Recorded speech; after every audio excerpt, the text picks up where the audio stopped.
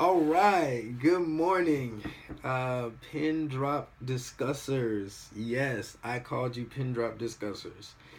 So first, thank you for watching the first two. If you did not, welcome. And this is pin drop discussions. Yeah, part in the room again. I'm just gonna ask and pray that I get this clean. Let's get a spirit of cleanliness in here. I mean, it's like books and anyway. Just pray for Tyler Mitchell Parker. First, middle, and last name. Yes. Um, I would like some feedback. You guys can reach me through social media, Facebook and Instagram and Twitter is Tyler Parker _19, and also there's a business page on Instagram and Facebook. It's Possible Corp. Um, so you can look Facebook up. You can look Possible up on Facebook, and it's at Possible Corp if you're looking for it on Instagram. And we're gonna get into it and give you a little background on today's pin drop discussion topic for today. Today's pin drop discussion for today. I said today twice. I was asleep at well, let's say I rewind that. I went to sleep at 3 a.m. And I woke up. Well, God woke me up at 5:50 a.m. So at 5:50, I proceeded to start the recording, and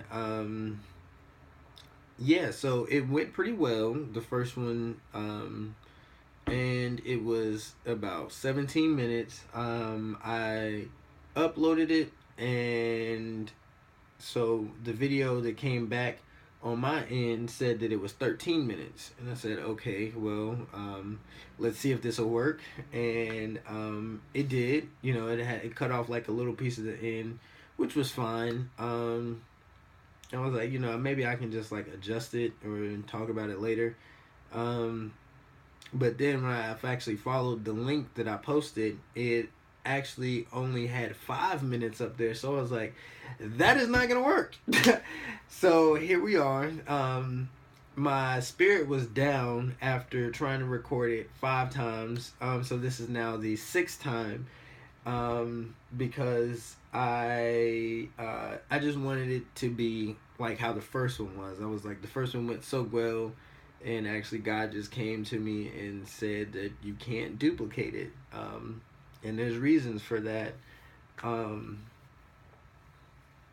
So enjoy this episode, and I'm going to give you all that I have, all of the energy, all the emotion. I don't have sound effects, I don't have music, but what I do have is love, and that is the topic for today.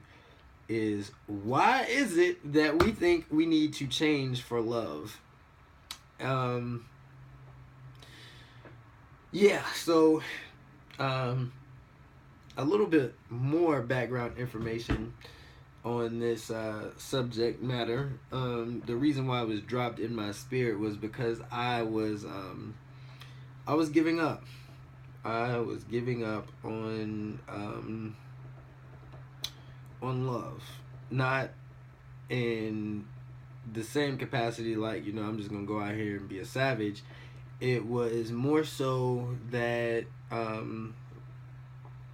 I'll just wait the wrong way. I'm gonna entertain these options while I'm waiting, and that is not the correct way to wait.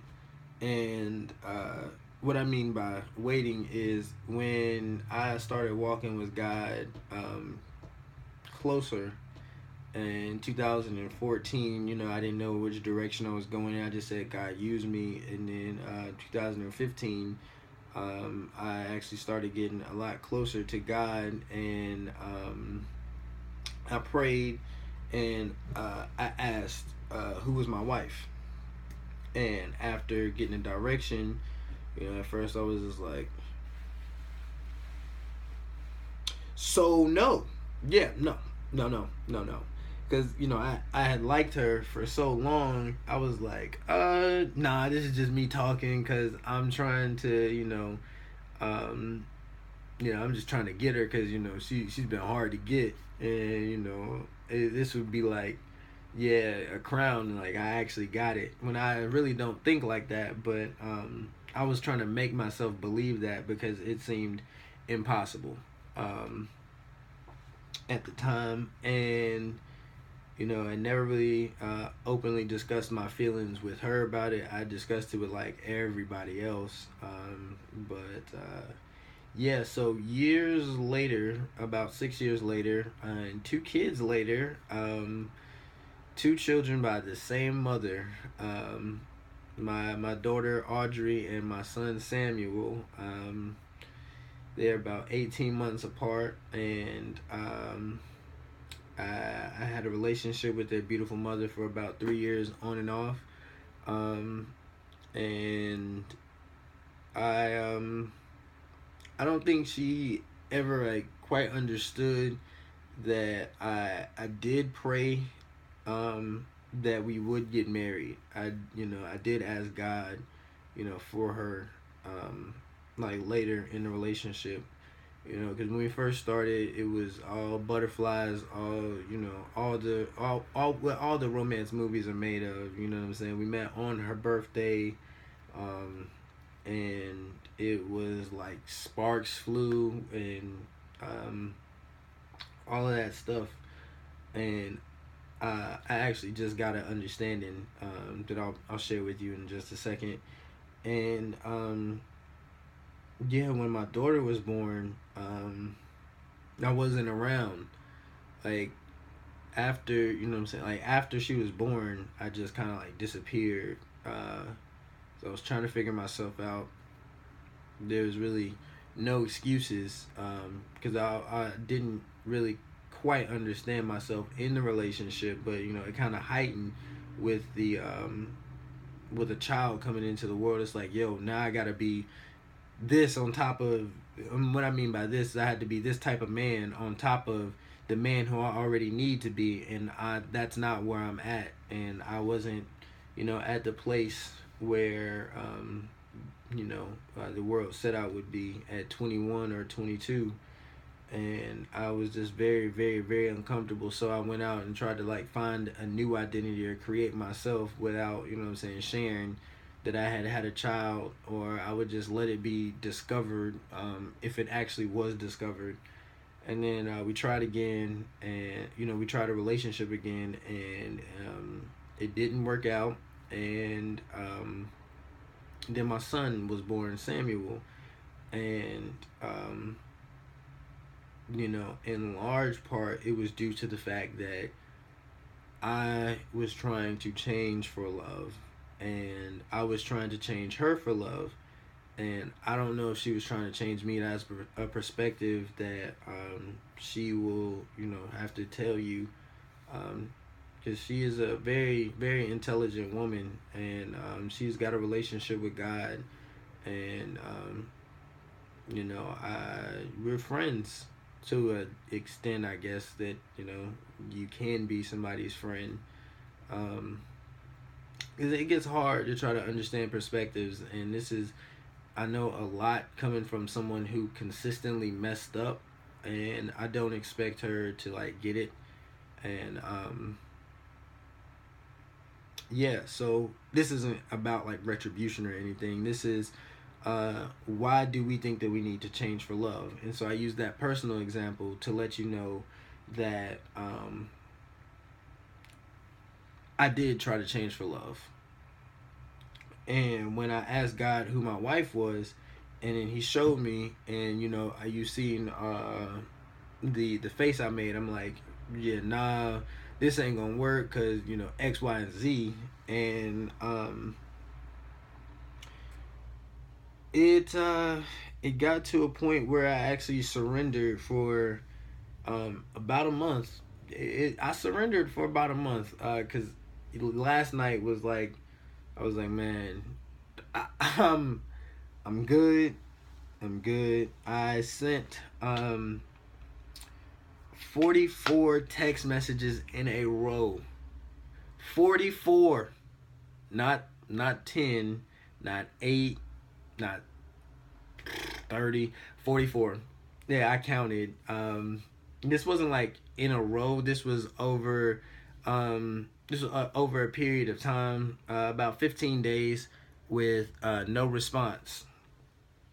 And in the, you know what I'm saying, in the no response, God was teaching me about faith. So, I would text her and be like, yo, you're still teaching me about this, because I'm learning how God, sees this and how God sees that. Because long suffering in a relationship will show you some things about God and about yourself. And something that clicked was one time we were driving. I think, well, we've heard this like maybe once or twice. Is that she said she wouldn't know if she would ever be ready. And I was talking to this girl last night on the phone, and well, really this morning, and it God came into my spirit and said, why do we think we need to change for love? And that has been, the context of movies, Pretty Woman, I don't know a lot of other movies, but we try to meet this standard of being a man that can do this, and this for this woman to attract the woman that we want, but we don't know if we actually need that woman. And where I'm saying that I was at is that I was back on options, because I had been hurt. I had tried to be that man, and then I was like, this isn't working. Like, I sent 44 messages, 44. And yeah, I can understand in the spirit how, God will come to you and tell you some things and show you people's hearts. And I'm like, that's cool. But I sent 44 messages. Like, what I'm saying? I'm talking about what I see, and I'm talking about being hurt. And I'm going to wrap this up because it's getting long. When God calls us to come as we are, and we hear that a lot in churches, that, oh, I'm messing up. Oh my God, I am messing up. Please be patient with me. I pray this video doesn't take too much longer, but I didn't actually finish that thought on the 44 messages, because it won't make sense. I was entertaining options because I was like, I don't do this for anybody. I've never sent 44 messages, and I've never been ignored that long. Like, I would delete somebody's number. I won't talk to them ever again. I'd be like, look, I know I need a haircut. My eyes might go a little bit this way and that way. My mustache need trimming. My breath might stink sometimes. You know what I'm saying? I ain't the tallest dude. We ain't gonna talk about the rest of the stuff, but there's a long list of what I'm not. But on top of that, somewhere I would still have options. Somebody would still be, kind of proud to be like, yo, I'm with Tyler. I'm not where all the rest of the 25-year-olds in the world are, where I should be according to the world. But, I am doing some things to where I could get some option, where I could have a fallback. And God does not have a fallback. God is like, okay, well, is this? Or you can just have that, permissive and perfect will. And the point I was making in my first video was that God, when he calls us to come as we are, and when you go to church, you hear that in churches, it's like, come as you are. I thought close. The first church I went to, I was at for like 11 years, and they're celebrating their 150th anniversary. And, I had been to churches before where, suit, tie, You know, your best clothes are, they're not required, but it's more like a standard, and it's kind of like a fashion show. And you know, when I started going to the church that I'm at now, Chosen Generation Christian Church, um, you know, it's more relaxed, and they were like, "Oh, you know, come as you are." I was like, "Oh, okay, cool." When God, you know, revealed to my spirit that "come as you are" meant come naked, come as I made you, like. And then it took more reading and more understanding to understand that God was talking about my inside, you know, my emotions, the like all of the filthiness in my heart, like being hurt by the church, being hurt by friends, families, not forgiving people, like not, you know what I'm saying, not sitting in church like, they just talking like this, but why do I sit in church like that? You know what I'm saying? Getting deeper into myself, like, um just saying, why is it that I am here? And you know, God said, well, come as you are, so that I can tell you, so I can come to you and show you that I love you despite this. Like, cause you'll never know what love is until you go as nasty as you are. You know what I'm saying?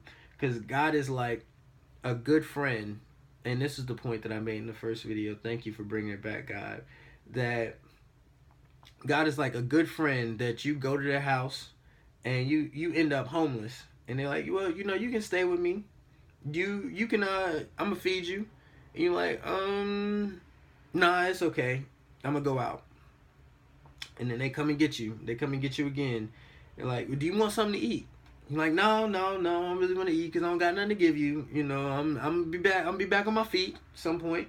And God come again and say, you know, or your friend, not your friend, come again and say, you know what, just come here, stay with me, you know, get warm. I'm gonna feed you here. Here's something to drink. I'm gonna call somebody for you Monday to get a job for you.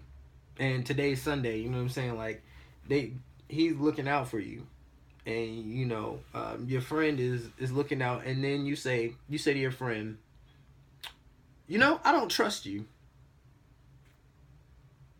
After you did all of this, I don't trust you. Why don't I trust you? Because I've never had anybody do anything like this for me before. And even though you're doing it now, I still don't believe that it's real. And then, you know, God is like, okay, that's cool. I appreciate you for being honest. Instead of you just sitting there hiding it for years and years and years, because eventually it will be brought to light anyway, because your actions are going to show it. So I'm going to still feed you. I'm going to still clothe you. I'm still going to call you about that job. And on top of that job, I'm going to get you a better job. I'm going to get you a car, and I'm going to put you in your own place. And, you know, you can still come and visit me whenever you like. I'll come there. You know, we're going to celebrate.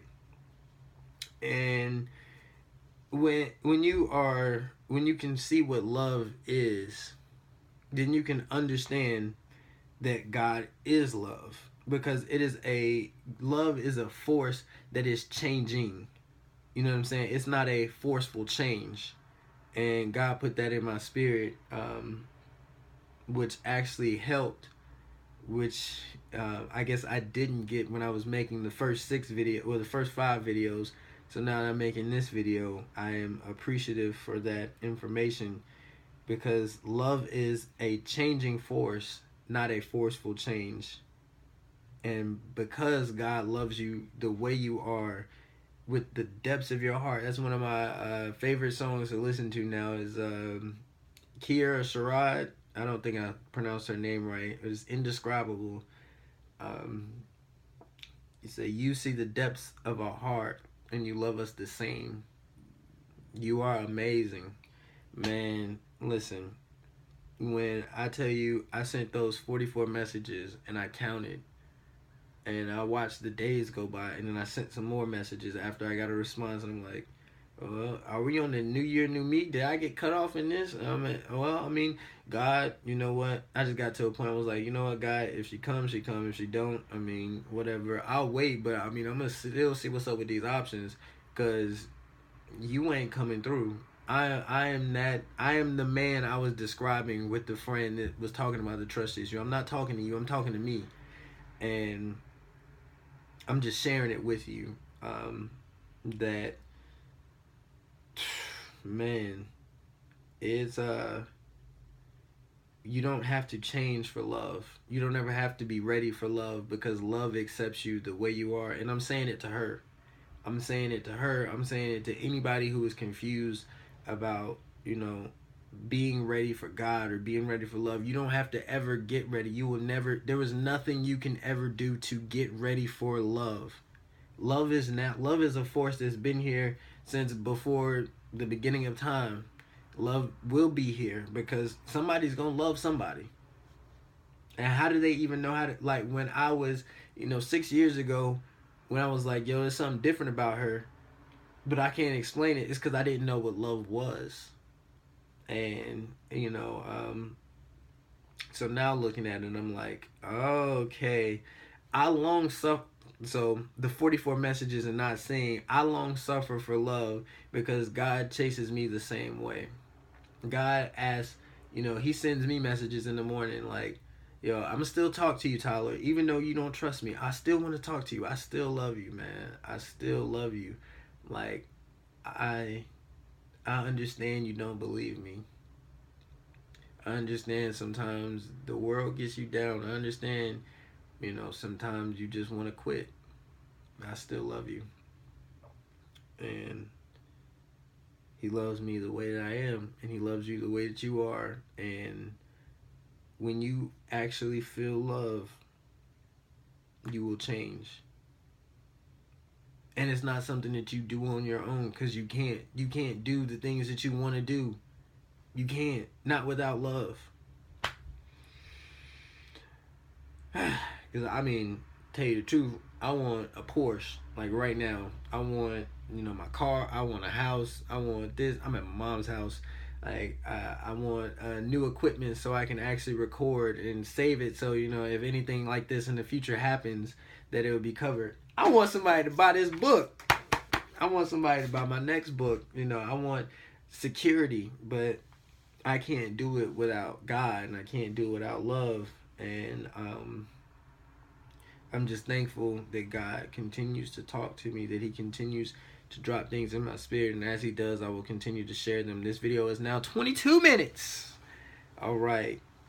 But thank you for your time, and I do love you sincerely, and I meant no offense. I never mean any offense.